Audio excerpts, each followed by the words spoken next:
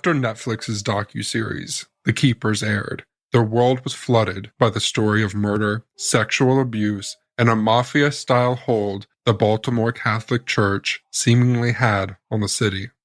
If you haven't seen the series, or if it's been a while, please go back and watch the series so you too can help us craft this series in a way where we can continue the conversation that was left a year later.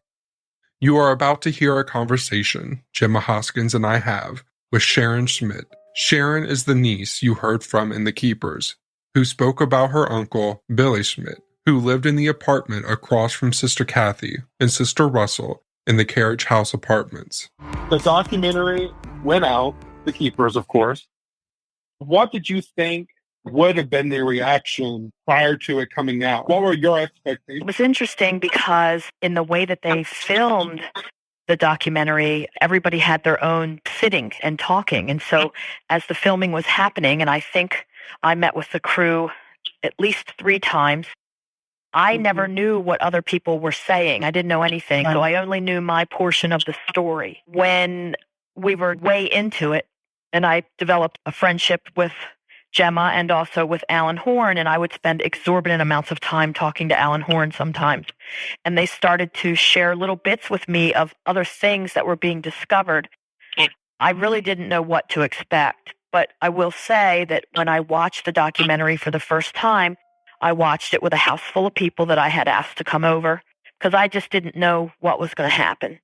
And I felt like I had two dichotomies going on at the same time. I felt like it did not feel like I was watching myself. When I watched the story, I almost felt like the pieces of some puzzle were falling from the sky, if that makes any sense. A lot of it and the way the director put it together, I still don't make that connection.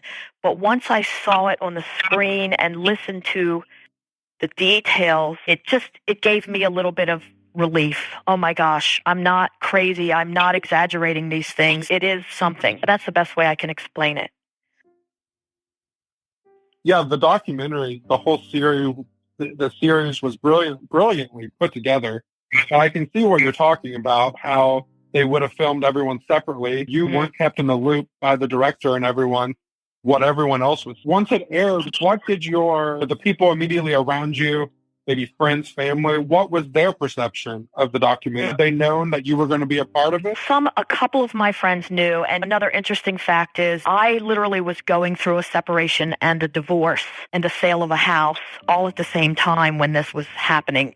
And so I was staying with some friends temporarily. Those friends knew I was filming because that was the first time I was filmed, was at their home. When you see me on the water, I'm at my friends. That's my temporary residence before I moved to where I live now.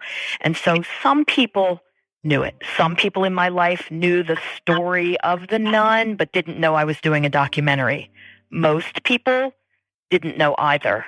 And so it's been a very interesting situation for me as I'm out and about, and it still happens. It happened as recently as last Saturday night. But for the most part, people that I've known, friends that I've had for 15 plus years, I had one of them look at me and she just said to me, "Do I know you?" What? I mean, because it's just not something you certainly don't go around bragging about it. You don't introduce yourself to a person, "Hey, hi, my name is Sharon, and hey, this happened in my family." You don't do that. And so the world found out along with all my friends, to say it, I guess, as plainly as I can say it. And my friends have been very supportive, and my friends are just like, "Oh my God." Some of them are like, "How do you walk around carrying that your entire life?" And I explain it this way, and I think I said this to Gemma the other day. It is my norm. It's shocking to everyone else. But it's my norm. It's the fabric of my family. It's been a subject of my family since I was 8 years old. Yeah, but how are you so normal? You don't seem dysfunctional. I don't know that I am normal, Gemma. I'm not either, but we get each other. You know what I'm saying? Shane's not either. You know, none of us are boring and normal, but you seem like I understand what you're saying because Shane and I have talked about this. None of us saw it until the world saw it. I had to beg to go sometimes when they were doing stuff that didn't include me. And I know what you're saying because none of us knew what to expect, but I just think you've weathered it really well. I feel like a shock absorber. I have to weather it the way I do to protect my mother. Because as we all know, we lost my brother in the midst of this too. And the one thing that I did do, and I have to give kudos to Jessica and Ryan, I asked them, if you decide to use my brother's recording, I need to know in advance. And they wouldn't tell me. They, of course, didn't tell any of us anything about the finished product. But that Jessica did call me and she said, we've decided to use your brother's recording, so if you need to tell your mother, now's the time to do that. So they did afford me that opportunity, and I'm very grateful and very thankful for that. So I feel like I've weathered it in the way that I have to protect my mother, because my mother was bashed beyond comprehension. And I know you saw a lot of it, Gemma. And things that people had to say and the way that they said it, that who throws their family under the bus, and the Schmidts just want 15 minutes of fame. Let me just tell you something. They didn't live this life. They didn't live in this family. They did not live this craziness. We did. So even though we know everything we said is the truth and nothing but the truth, I feel like I have to constantly protect my mother from being bashed. It's just awful. It's just awful. I think you experienced it yourself. I did, but I wasn't in your situation. And I was just me. My mom had died not knowing I was doing this. And I kept it from her because she would have worried about my safety, not because I was involved in any of this. But now I think she knows all the answers and she's not telling me anything. So that sucks. But anyway, Shane, you're following what Sharon's saying, right? It's so compelling. Definitely. Yeah. But I will tell you this. I've said this 100 times and I will say it again. If I had a crystal ball, I would not have done it again. I just wouldn't, because of the way it affected my mother. I wouldn't do it again. Where's her head now? She's not so bad about it now because I don't question her. I've questioned my mother almost every day of my entire adult life about this subject. And then when we were doing the filming and things were coming up, and I felt like I was learning my whole family over again at 55 years old as we were doing the filming. And then after the documentary, it kept me up at night, and I still have a lot of unanswered questions, and I would just badger my mother about it. I don't do that as much anymore because I had to learn to stop doing that. So she seems to be better about it, but I know she still goes on the Keeper's page and she still watches it. And I've begged her, please don't interact with anyone, Mom, because it only means bad things. Just don't. So she's pretty good about that. So she's better now than she was. She's so down to earth, so charming, so Baltimore, so just the real deal. And it just breaks your heart to think that people were so nasty. Yeah, and the other thing that people don't know, I begged my mother. I begged my mother to do the documentary. I begged her to do it. She did not want to do it. And that's why I say if I had it to do over again, I would not. I just wouldn't. I would have brought you my story, but I would not have put it out there in the way that we did, even though it's not that I so much regret bringing what I have to offer to light. I just regret bringing it to my mother. It's been tough. Yeah, I think a lot of people feel the same way. Especially, I'm just not. I love the way it was presented. It's just I just don't see the story that way. I've told you how I feel. I feel that my uncle did it for another reason, but I think he put it together in the best way that he could.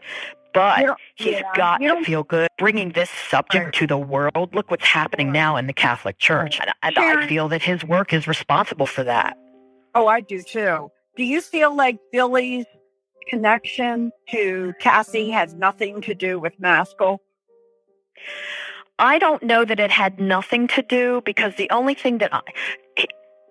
way that I can put him, that in my mind I can link him with Maskell, is through the homosexuality and the drugs and the partying. I know my uncle, and I know how he acted after it happened. And when I say, or my mother says, he was obsessed with her, he was after, and I did not know until after the documentary aired, May 19th, on whatever day that was. 1 or 2 days later is when I got a phone call from the Baltimore County Police that they wanted me to come in.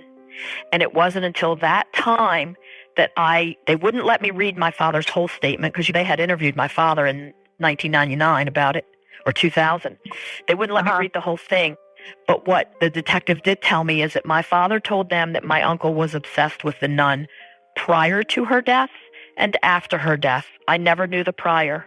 I never knew that. I never heard anybody say that. Do you think he was in love with her? I think that there was some sort of sick, twisted obsession. I don't know what it was. There are multiple incidences in my family that are not cited in the documentary that I don't know if you've heard them before or been told the stories of that involves a nun and just involves crazy stuff. And always my Uncle Bill was involved. He had some sort of sick, twisted obsession. In my speaking with Alan Horn and some of the shenanigans that I would describe that I grew up hearing about, Alan said to me, those things are not surprising to him at all. Those are things that people who are abused do when they act out. And he said, my mom says Skippy was Catholic. So Alan says, if he was Catholic and he was abused and he's involved with your uncle and maybe he talks him into doing certain things. I agree with you guys. It seems like Bill had this weird obsession with Kath. And of course, you said that your father said that he had it prior to her murder as well. But we also know that Bill was gay. Yes. So do we think that Bill was actually bisexual?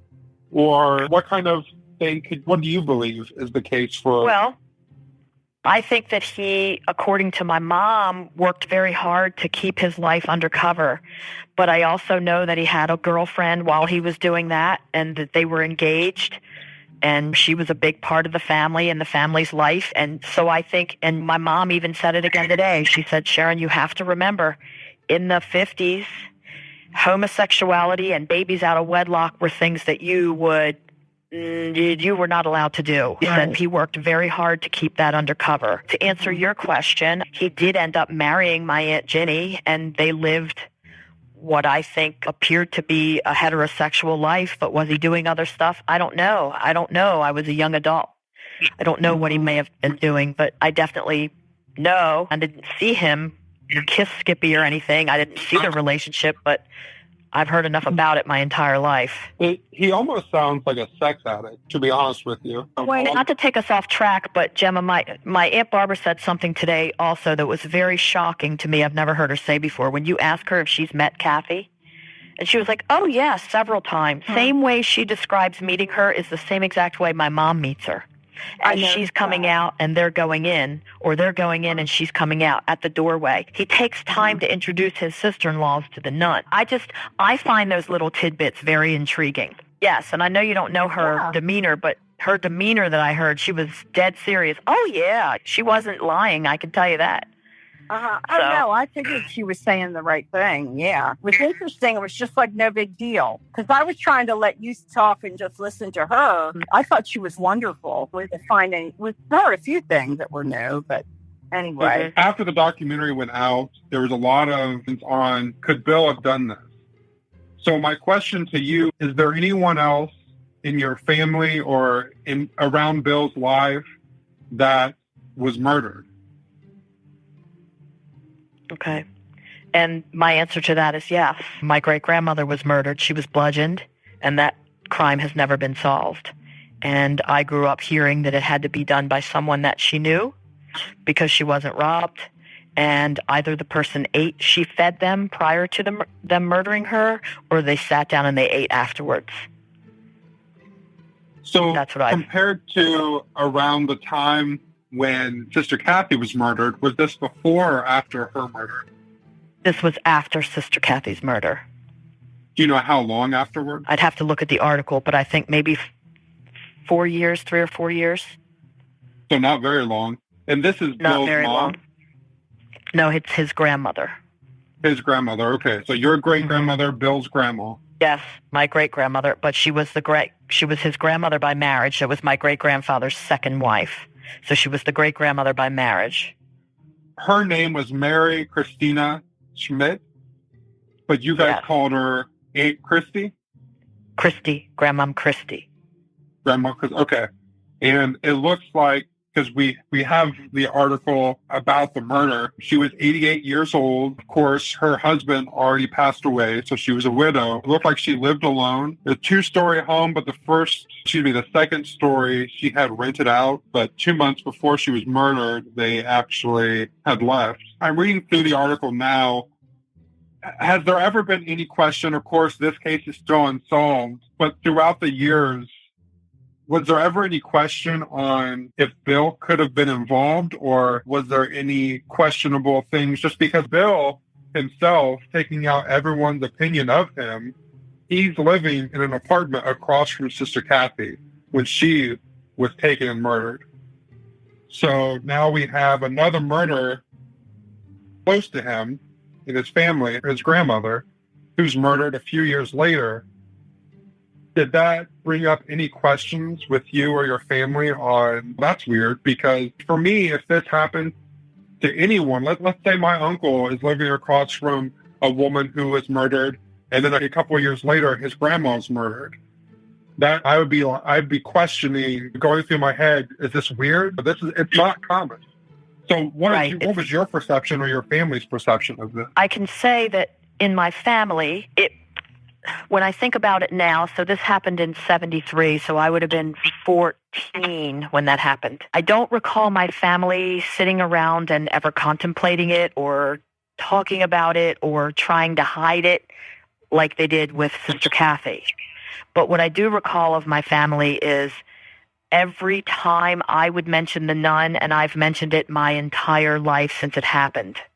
Every time I did, and after my grandma was murdered, the immediate comeback would be, I don't know who did that, but I wish they would figure out who murdered Grandma Christie. So when I look at that from a 30,000-foot view, my family is equating the two. They're just not saying it. I'm the vocal one in my family. Like how they weren't talking about how Bill was gay and stuff. This was something that people didn't talk about at the time. Reading through the article, she was found in her nightgown still. She was laying on a bed in the first floor bedroom. Her face was covered with a pillow. She had cuts and bruises on her head, and they said that she was beaten with an unknown object. One of the interesting things is it doesn't say the cause of death. So it doesn't say that she was asphyxiated. It doesn't say that the beating is what killed her.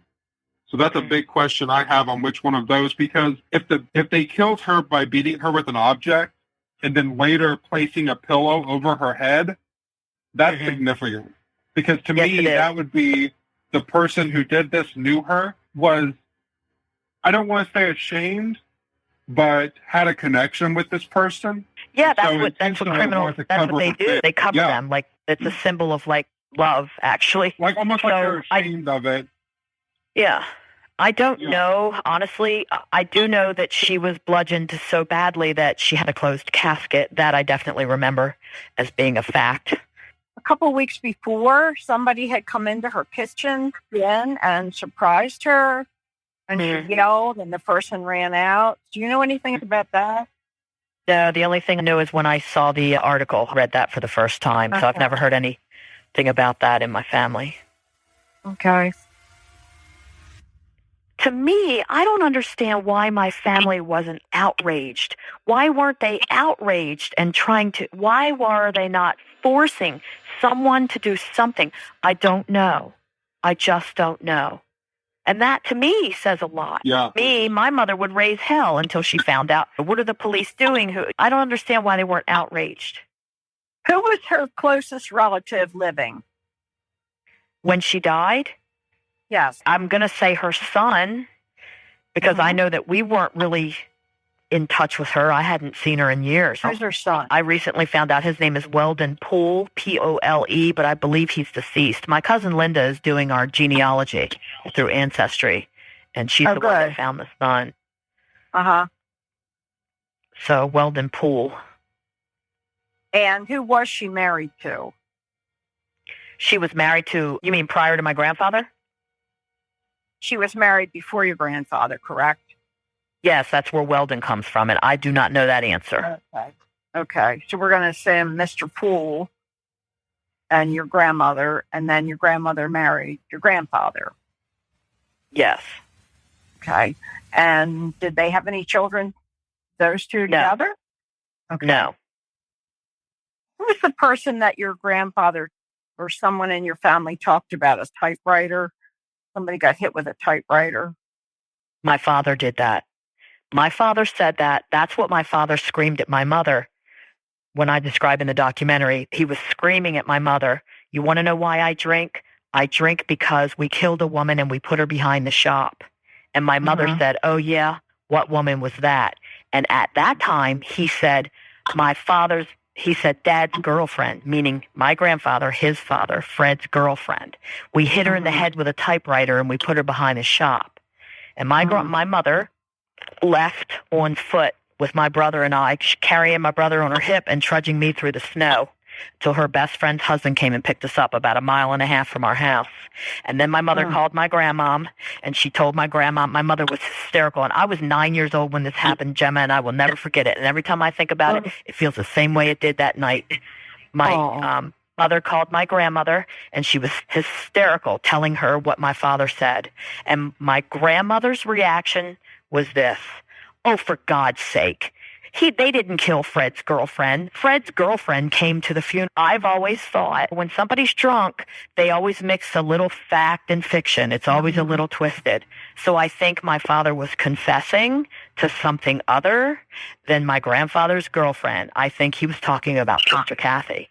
And I will tell you, remember the day, the first time I met you, and I showed you the shop, and you showed me where she was found and all that stuff? Yes. When I called my mother and I told my mother and I described that, my mother did everything but hyperventilate. My mother just was silent for 10 minutes, just breathing on the phone. Yeah, was there somebody in your father's business, a secretary, who was killed with a typewriter? No. No. Okay. No. But when I saw the skull in the documentary and that round hole, I couldn't breathe myself. I'd never seen that before. And if you think about a typewriter and the knob on the end of a typewriter, it looks very similar. That's true. I just know what my father was screaming, and he was just emphatic about it. It was crazy that night. And you said he was drunk? Yes, he was drunk. Yeah, one interesting thing is you're right. When someone's drinking, they can mix fact and a little bit of fiction. Right. But who, when they're drunk, comes up with this thing about, "Oh, I murdered someone and disposed of their body behind the shop"? That's completely not exactly. Not common. Exactly. And like I said, I was 9 years old. It was snowing like crazy, and my mom just scooped us up, pajamas and all. And during the filming of the documentary, I was like, "Mom, why did you leave the house with us that night on foot in the snow like that?" And my mother said, "Sharon, because my husband had just confessed to murder, and I wasn't spending 5 more minutes in that house with him." So what happened when your mom took you back? I don't remember. I don't remember anything significant then, just that my father was just my father not only was an alcoholic, he did wild, crazy, inexplicable things. It was just a crazy life that we led. I don't remember anything significant when we went back. I know we stayed at my mom's friend's for at least a couple of days. And I will tell you this too, that spring after that happened, my mother and her best friend at the time, they actually went digging around. They went digging around behind the shop because my mother believed him in what he was saying. Now, like you said, that was your normal. Yeah, this is my norm. It's fabric of my family. It's shocking to everybody else, but to me, I'm like, yeah, that's what happened. I've just absorbed it. To me, it's just normal. As crazy as that sounds, and I know it sounds pretty crazy. A question I have for you, Sharon, is with the documentary coming out and with what you have known and know about the situation with Bill, is there anything or any answers that you wish you could have, or any small little hints that could put this whole thing into this is exactly what happened? I think the thing that monkey wrenched it for me is the story that Deborah Yan tells about her uncle. That story is almost the same as what I can tell about my father. Coming home with a bloody shirt, saying they got into a fight. So if I could see a link, find concrete link between Edgar Davidson and my uncle and or my father, to me there would be nothing else to answer. That to me is the missing piece, because I didn't know Deborah Yan's story, nor did she know mine. Like I said, the producers and the filmmaker, they never told us. She said this, Never. And even in the documentary, when I asked Ryan directly, doesn't her story sound like mine? He's very agnostic and benign in his answer. He's two nieces saying their uncle's guilty. He never leans one way or the other. If I could find that concrete link, to me, I would need nothing else. I agree with you, Sharon. That's been frustrating for all of us, that one, because we have linked Edgar to Maskell through and to James Scannell. Deborah says that has told stories, I don't know, over the years or in the past few years or whatever, of going to parties in the building where Cathy lived. So I could only assume that would be my Uncle Bill's. I don't know. So that would be the link. That would be the link. And I don't know that if she shared that with the police, they may know that, but I don't know if that's been corroborated. Yeah, I don't know. See, that's what I'm saying. It's not concrete. And another thing, I think of all these random things that I've learned along the way. Remember when it was first said that they thought whoever delivered her car back drove with both feet? So I called my mom, and I'm like, Mom, did Uncle Bill drive with both feet? And my mother, without missing a beat, she goes, I don't know if he did, but your father definitely did. Interesting. Very interesting. That is very interesting. Sharon, and I know you agree with this, the easiest answer to why the car was parked where it was is that Billy had to get back home and he parked it over there. Like you said, it would take 10 seconds for him to hop across the street and then into his door. Yeah, it would be no big deal. Yeah, when you just look at those three things alone, just that, without knowing anything about my uncle or anything that we've talked about, is she lives across the street from the person where she's found in that person's backyard, and then her car is delivered back to where she lives. Just when you look at that, that to me it hardly needs any more explanation than that. That's just not coincidence. They took a long time to catch on, didn't they? Yeah. Remember when you told me that, they really, Shane, it was a while. Sharon was really like banging on their door saying, please look at my uncle. And they were. Oh, yes, they went down and swabbed my father. They interviewed my father. My mother called them once. And then in the year 2000, they went to Florida and they interviewed my father. And they interviewed my father and they swabbed my father in the year 2000.